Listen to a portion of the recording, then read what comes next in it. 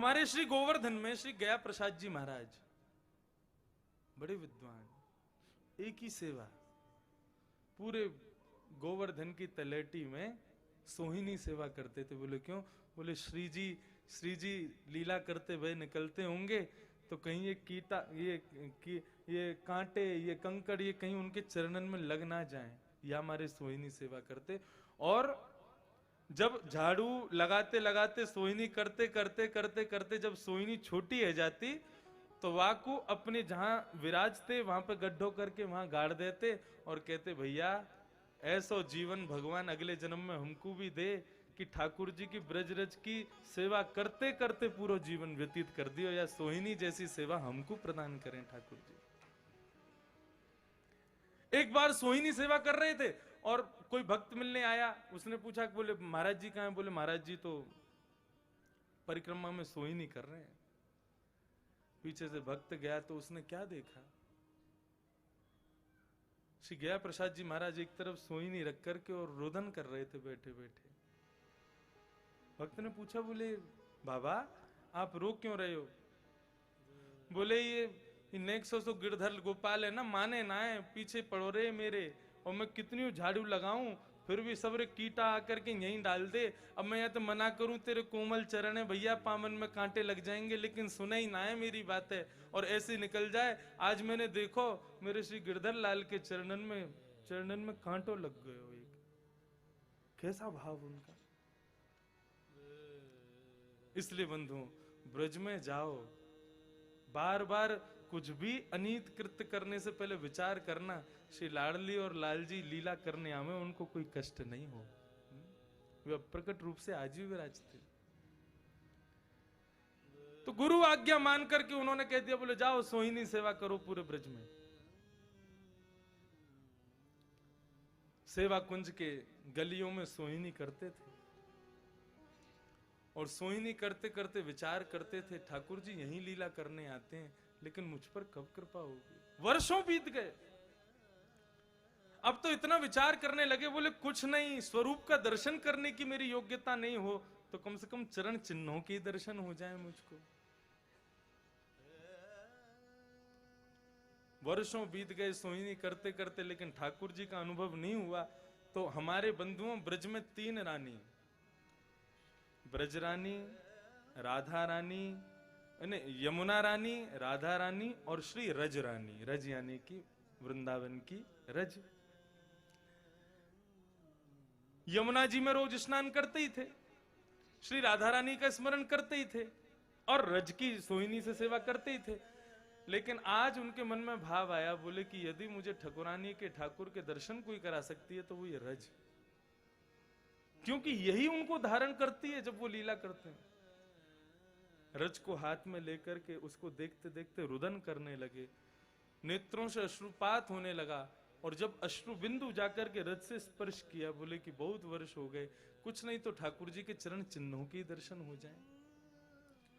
आज भी ठाकुर जी लीला करते हैं, लेकिन प्रातःकाल होते ही संपूर्ण ब्रजरज ठाकुर जी के चरण चिन्हों को अपने में ही समा लेती है ताकि किसी को दर्शन ना हो।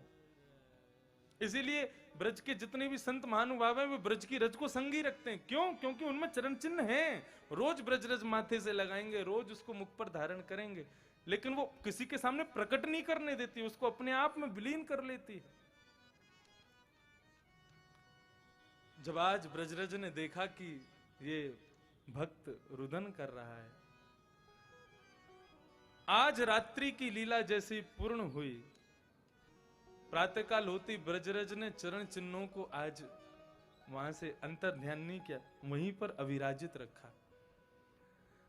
सुबह सुबह सोहिनी करने के लिए जैसे ही वो पधारे और उन्होंने सोहिनी करते हुए जैसे ही देखा तो वहां छोटे छोटे छोटे छोटे चरणार विंदों के दर्शन, चरणार विंदों में छोटे छोटे चिन्ह बने हुए हैं। बोले ये तो मेरे लाल जी के ही चरण हैं। मैंने कल भी बताया था, भगवान को एक ही वस्तु से पहचाना जा सकता है और वो है उनके चरण चिन्ह। आप रूप से नहीं पहचान पाओगे, आप वस्त्र से नहीं पहचान पाओगे, आप सुगंधी से नहीं पहचान पाओगे। आप यदि ठाकुर जी को पहचान सकते हो तो केवल चरण चिन्ह से, उनके चरणों से। लेकिन तभी उनकी दृष्टि पड़ी ठाकुर जी के चरण चिन्हों के बगल में एक और चरण चिन्ह है, जिन चरण चिन्हों में से स्वर्ण की आकृति प्रकट हो रही है, स्वर्ण जैसा तेज प्रकट हो रहा है। वे समझ गए, बोले ये तो मेरे किशोरी जी के चरण हैं। चरणों में प्रणाम किया और सोहिनी करते करते करते करते इसी प्रकार ठाकुर जी के चरण चिन्हों का दर्शन करने लगे। आज किशोरी जी ने कृपा कर दी और रात्रि रास करते करते अपनी एक पैर की पाजेब छोड़ दी वहीं पर। बोले कल वो आएंगे तो उनको दर्शन तो भी हो जाएगा।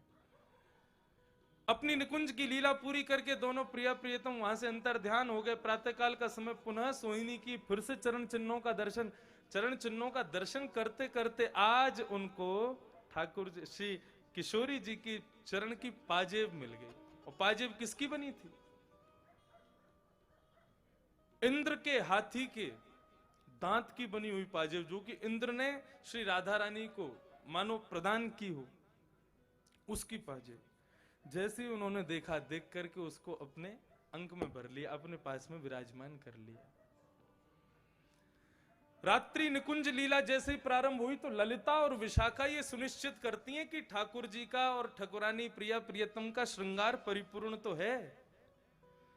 जैसे ही दोनों श्रृंगार करके पधारे तो ललिता जी पूरे स्वरूप का दर्शन करने लगी।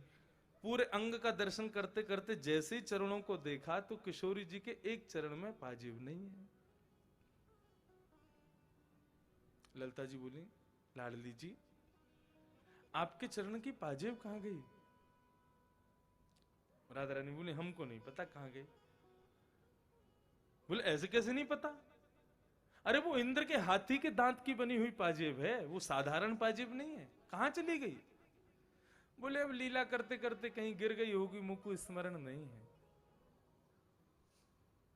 ललिता जी बोली, कहां गई थी कल आप? बोले कल बस वहीं सेवा कुंज की तरफ, वहां रात्रि में रास विहार कर रहे थे तो शायद है सके वहीं गिर गई हो। ललिता जी बोली, आप विराजो, आज लीला बाद में प्रारंभ होगी, पहले पाजेब आएगी आपकी। सो ललिता जी एक बूढ़ी अम्मा का रूप बना करके और सेवा कुंज की ओर गई। वहां पर सोहिनी सेवा से निवृत्त होकर के एक वृक्ष से सिर लगा करके भक्त बैठे हैं और बैठ करके श्री प्रिया प्रियतम का स्मरण कर रहे हैं। अभी नयो नयो ब्याह भयो है, अपनी बहू को लेके यहां से जा रहे हो, अब हमारी बेसबूरी बहू है, वाने अपनी पाजेब गिर दी यहां पे, आपको मिली का? ये कहने लगे, बोले पाजेब तो मिली है लेकिन आपकी बहू की है ये मुझे नहीं पता। बोले हाँ हमारी बहू की दिखाइयो। जैसे ही पाजेब दिखा, वो हाँ यही तो है, लाओ दे दो। बोले मैं क्यों दे दूं, मैंने आपको दे दी और फिर कोई आके बोला कि हमारी पाजेब थी तो बोले तो फिर कैसे दोगे? बोले आप एक काम करो, अपनी बहू को ले आओ यहाँ पे, वो बहू आ जाएगी, वाके चरण की दूसरी पाजेब। ठीक यही घटना श्री सूरदास जी के संग भी हुई थी, मैंने एक दिन कथा में बताई थी। श्री किशोरी जी अपने चरणों की रज से ही कृपा करती हैं, इसीलिए कहते हैं चरणन की रज पाऊं, किशोरी तेरे चरणन की रज पाऊं। ठाकुर जी के चरणार विंदों की महिमा क्या कहें। श्री जी आज भी सन्मुख नहीं देखते हैं, सदैव अपने चरणों में ही देखते हैं। वो जाकू ये चरण, नेत्र नीचे करने का भाव ठाकुर जी का यही है। सामने वाले व्यक्ति देख के कई लोगों को तो पता ही नहीं चलता कि ठाकुर जी के नेत्र हैं भी कि नहीं। नेत्र तो परिपूर्ण हैं, लेकिन वो नेत्र इस भांति धराए जाते हैं कि उनका ऊपर का भाग दिखता है। उनके जो ठाकुर जी के नेत्रों में गोलाकार है, जो श्वेत है, वो दिखाई नहीं देता, वो सदैव नीचे की ओर ही रहते हैं, चरणों की ओर। मानो सामने वाले भक्तों से ठाकुर जी कह रहे होंगे, मेरे को का देख रहो, नीचे देख चरणन ने, यही तेरा उद्धार करेंगे, मुंह को मत देखे। बोले आपकी बहू की है तो अपनी बहू लिया। बाबा तू को शर्म ना आवे, या उम्र में हमारी बहुए देखेगो? बोले बहुए कौन देख रहे हो, तुम्हारे बहू के चरणन को देख लेंगे। यदि यही पाजेब को दूसरों सेट वा के पास होगा तो हम पहना देंगे, हमें कहा आपत्ति, हम कहा करेंगे आप पाजेब को। ना ना बाबा तू को पाजेब तो हमें देनी पड़ेगी। बोले मैं दूंगा नहीं। अरे भैया हम ब्रजवासी तो है नहीं, बाहर से आके ब्रज में बसे, कहीं हमसे अपराध हो गया, कोई ब्रजवासी ने हमको दंड दे दिया तो भाई प्रिया प्रियतम नाराज हो जाएंगे। ललिता जी बोली ना दोगे? बोले बिल्कुल नहीं देंगे, दे देंगे लेकिन आपकी बहू को आना पड़ेगा। अब ललता जी तो बूढ़ी सी बन के गई, तो वापस गई किशोरी जी के पास जाके टेढ़ी नजर करके बोली, हम सब समझते हैं तुम क्या लीला कर रही हो, तुम दर्शन देने की अभिलाषा में हो, तुमने जानबूझ के पाजेब छोड़ी है वहां पे, अब चलो दर्शन दो वाको। सो किशोरी जी अपने मुखमंडल पर मानो जैसे घूंघट करके पधार रही हूं, एक पाजेब की झनकार जैसे जैसे उनके कर्ण रंध्र में पड़े वैसे वैसे मयूर नृत्य कर रहे हैं। जरूर किशोरी जी पधार रही हैं। दूर से देखा तो वही वृद्ध माता और उसके पीछे से किशोरी जी घूंघट करके पधार रही हैं। घूंघट के भीतर से मानो दिव्य तेज प्रकट हो रहा है, लेकिन दिखाई नहीं दे रहा।